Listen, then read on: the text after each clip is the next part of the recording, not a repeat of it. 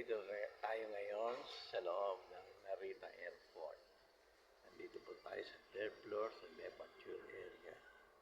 Ayan po yung departure area nila. Kasi dumating tayo dito kagahapon, alas 9, dito na tayo natulog. Kaya magdamag tayo rito sa Narita Airport. Ngayon, gumagala-gala tayo. Ito, pinuntahan natin yung departure area nila. Ayan. Maaga pa kasi, ano pa na ngayon eh.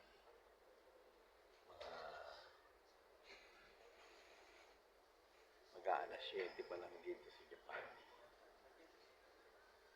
Ayan. Tapos sa likod ko, ayan, mga shopping mall dyan sa likod ko, mga dining.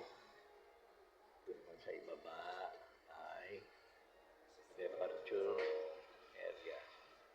Yan po, kikita nyo. Departure. Yan, konti pa lang ang tao. Pakita ko sa inyo ang departure. Yan, sila mga Narita Airport.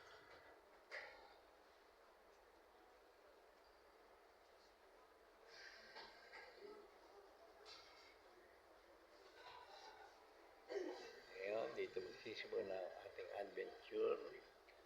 Adventure natin.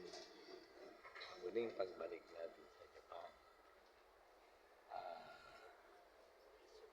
Gagawa tayo ng vlog series, yung mga activities na gagawin natin dito. Yung pagpunta natin sa Tokyo. At bibisitahin natin yung 4 na malalaking syudad ng Japan. Tokyo, Yokohama, Osaka at Nagoya.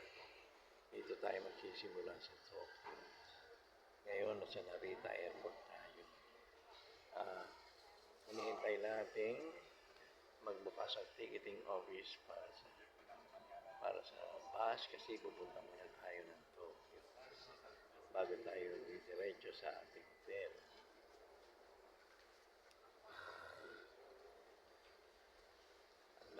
Kukunti pa lang ang tao. Yan. Ay, mall. Yan ang mall nila.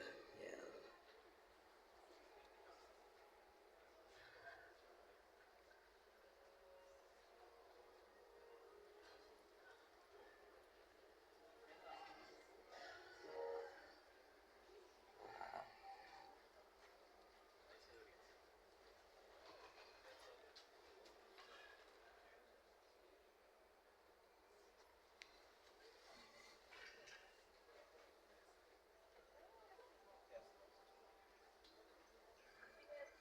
Doon tayo natulog sa first floor.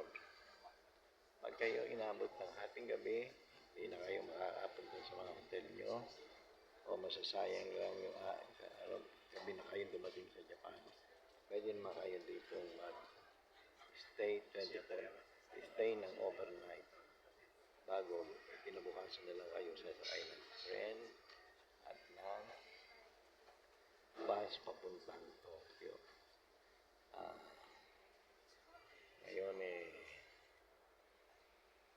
maghihintay lang tayong mag-alas 7 at pupunta na tayo ng Tokyo.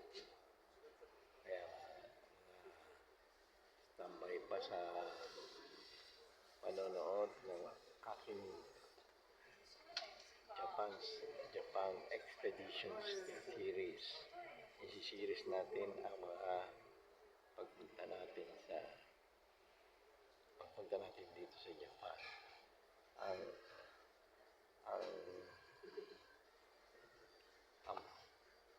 part 1 ay ang paglilibot-libot natin dito sa Tokyo. Part 2, paglilibot natin sa Osaka. Part 3, paglilibot natin sa Nagoya. At part 4, paglilibot natin sa Yokohama. Marami kayo makikitang paraan paano kayo makakatipid pag pumunta kayo ng Japan. Dahil dito, adventure natin ay puro mga katipiran na gagawin dito sa Japan. Okay, mga kaibigan, anihin nyo na lang at tunghayan nyo na lang, subaybayan nyo ang mga susunod kong mga video para dito sa gagawin nating series, Adventure in Japan series. Okay.